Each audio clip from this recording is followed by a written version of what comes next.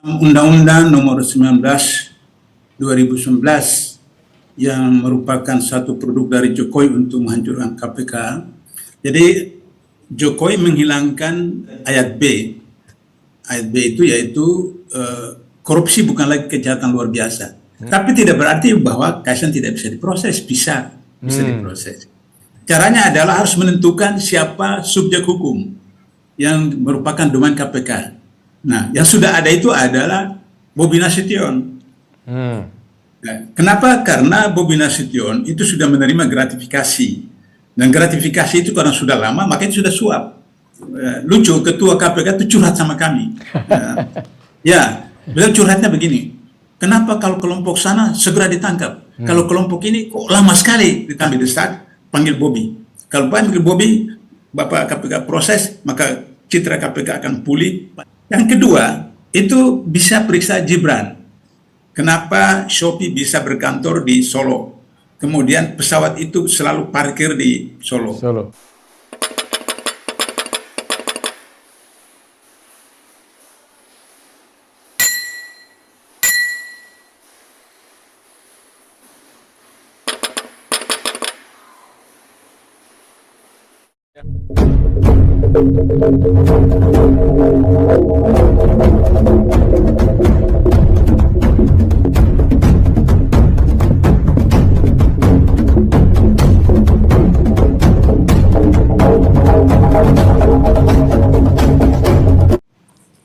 Ya, pertama saya ini koordinator penyusunan SOP KPK 2006. Jadi saya tahu betul dan oleh karena itu maka saya selalu merujuk kepada undang-undang, SOP, kode etik di KPK. Dalam Undang-Undang Nomor 19 2011 yang merupakan satu produk dari Jokowi untuk menghancurkan KPK, itu ditetapkan satu poin hilang. Jadi kalau Undang Nomor 30 2002 itu ada 3 butir, pasal 11 ada 3 butir. Pertama, yang menjadi domain KPK adalah penyelenggara negara, aparat penegak hukum, dan pihak-pihak yang terkait. Apakah dia tukang beca, dia apa-apa, tapi kalau berhubungan dengan penyelenggara negara atau aparat penegak hukum, itu bisa ditangani oleh KPK. Yang kedua, hal-hal yang mendapat perhatian masyarakat. Dan yang ketiga, kerugian dan atau 1 miliar seperti itu. Jadi Jokowi menghilangkan pasal 2, ayat B. Ayat B itu yaitu korupsi bukan lagi kejahatan luar biasa. Karena hal yang mendapat perhatian masyarakat itu dihilangkan pada Undang-Undang Nomor 19 2019. Jadi dengan begitu maka domain KPK itu adalah penyelenggara negara. Siapa itu penyelenggara negara? Undang-Undang 28 tahun 99 tentang penyelenggara negara adalah mereka dari secara vertikal dari presiden sampai wakil bupati, wakil wali kota. Jadi camat itu bukan penyelenggara negara. Jadi kalau camat korupsi maka kemudian bukan domain KPK. Tapi kalau camat itu korupsi ada kaitan dengan bupati, kaitan dengan wali kota, maka camat itu akan diproses oleh KPK meskipun kepala desa seperti itu. Jadi subjek utamanya itu harus penyelenggara negara. Kemudian secara horizontal itu dubes dan seterusnya dari rektor, purek, dekan universitas negeri seperti itu, kemudian BUMN, BUMD dan seterusnya seperti itu. Kemudian penyidik, kemudian mereka yang memegang satu jabatan strategis meskipun bukan pejabat eselon, misalnya Pimpro. Nah, Pimpro itu memegang jabatan strategis sehingga dia dikategorikan sebagai penyelenggara negara. Kenapa? Karena pengalaman selama Orde Baru ini 35% dari APBN itu berkaitan dengan pengadaan barang dan jasa. Jadi kalau misalnya kita tahun lalu APBN kita 3.000 triliun, 35% itu kan hampir 1.000 triliun. Data-data di KPK sejak waktu saya masih di KPK itu 42% yang ditangani KPK itu berkaitan dengan pengadaan barang dan jasa. Hari ini itu teman-teman KPK mengatakan 60% berkaitan dengan pengadaan barang dan jasa. Jadi kalau misalnya kita tahun lalu APBN kita 3.000 triliun, 35% itu kan hampir 1.000 triliun. Data-data di KPK sejak waktu saya masih di KPK itu 42% yang ditangani KPK itu berkaitan dengan pengadaan barang dan jasa.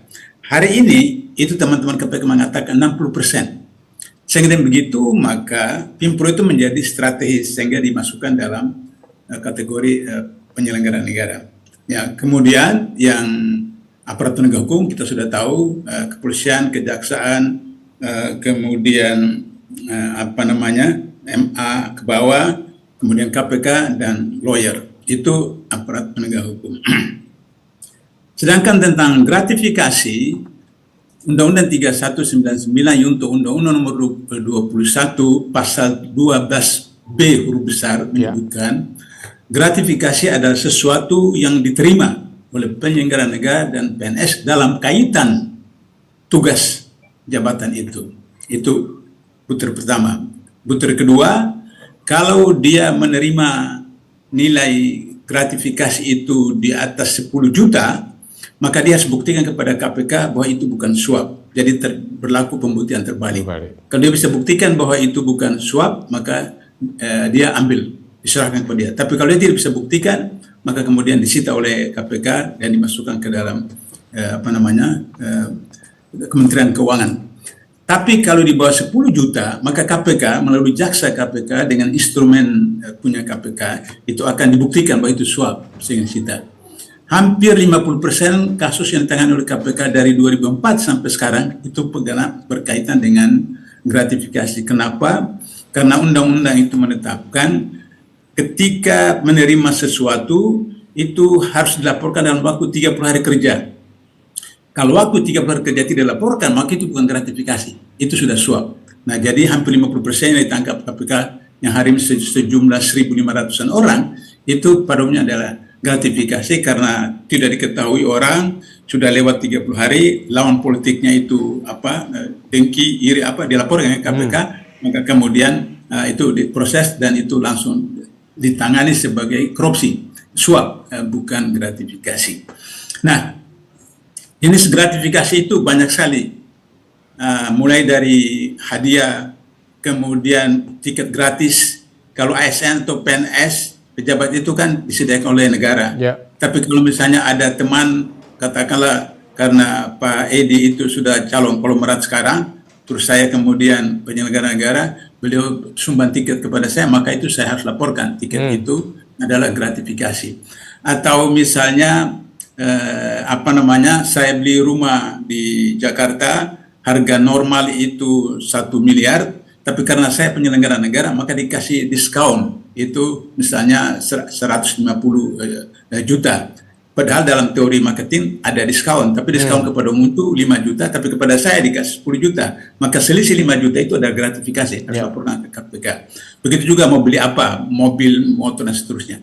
Begitu juga simpan duit di bank. Duit di bank, misalnya di bank non syariah konvensional itu katakan dapat interest 5%, tapi karena saya pejabat negara dikasih 5,5%, maka 0,5% itu gratifikasi, harus lapor ke KPK. Atau saya pinjam uang dari bank untuk bank non syariah sehingga dikenakan cas misalnya normal resmi itu 4%, tapi karena saya penyelenggara negara dikasih 3,5%, 0,5% itu adalah gratifikasi. Dalam undang-undang disebutkan dan lain-lain, artinya tidak terbatas. Oke, sehingga dengan begitu maka Kaisang tidak termasuk orang yang terkena gratifikasi dan tidak termasuk penyelenggara negara dan kemudian aparat penegak hukum oleh pasal 11 Undang-Undang KPK dan Undang-Undang Tindak Pidana Korupsi pasal 12B huruf besar. Tapi tidak berarti bahwa Kaisang tidak bisa diproses, bisa diproses. Caranya adalah harus menentukan siapa subjek hukum yang merupakan domain KPK. Nah, yang sudah ada itu adalah Bobi Nasution. Nah, kenapa? Karena Bobi Nasution itu sudah menerima gratifikasi. Dan gratifikasi itu karena sudah lama, maka itu sudah suap. Maka kemudian nanti ketika dipanggil oleh KPK, bulan lalu saya dengan teman-teman alumni KPK sudah datang ke sana, ketemu langsung ketua, dan ketua itu ketua KPK itu curhat sama kami.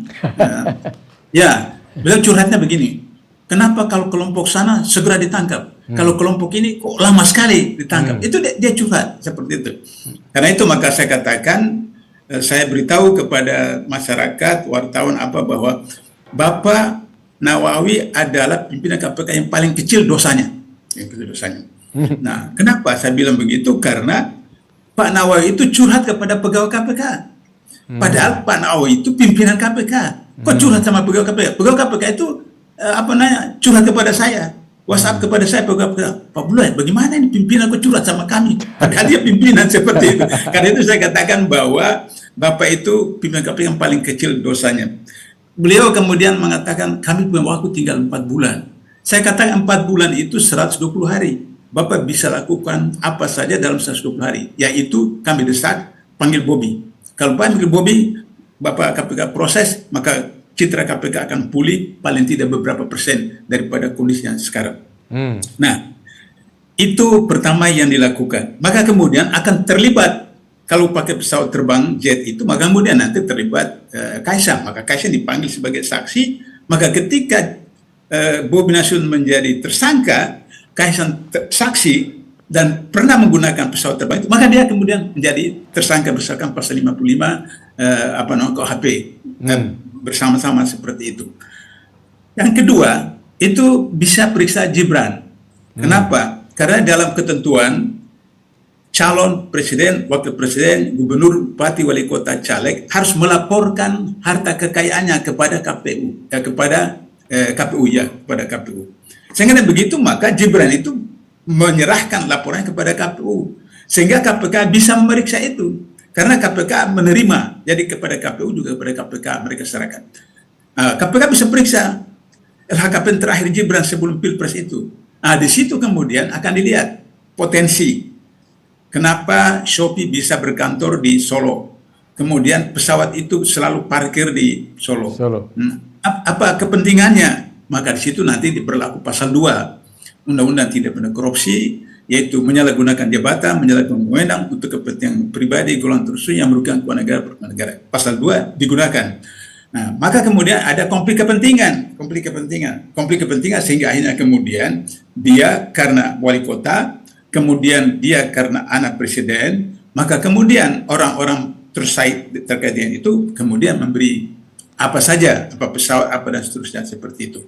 Itu begitu diproses Gibran punya LHKPN, maka kemudian dipanggil Kaisang sebagai saksi. Ketika Gibran sudah tetap tersangka, Kaisang tetap jadi tersangka berdasarkan pasal 55 KUHP, undang-undang KUHP seperti itu. Yang ketiga, itu Jokowi. Jokowi itu nanti ketika selesai tanggal 22 Oktober itu diproses oleh KPK. Kenapa? Karena Undang-Undang Nomor 28 Tahun 99 menetapkan bahwa penyelenggara negara itu melaporkan harta kekayaannya sebelum, selama, dan sesudah. Jadi begitu selesai pelengseran normal, kecuali kalau saudara Edi bisa mengerahkan 500 juta sebelum tanggal 20 sehingga kemudian bisa kita lengserkan, itu lain cerita. Tapi kalau secara normal tanggal 22 Oktober itu lengser, maka besoknya itu atau lusa itu harus Jokowi laporkan harta kekayaannya. Disitulah kemudian KPK akan melakukan proses klarifikasi. Dalam istilah di KPK, karena pengalaman saya waktu di KPK, sebelum KPK, itu namanya pemeriksaan khusus. Nah, pemeriksaan khusus itu setingkat penyelidikan, tapi belum masuk dalam kategori penyelidikan menurut KUHP.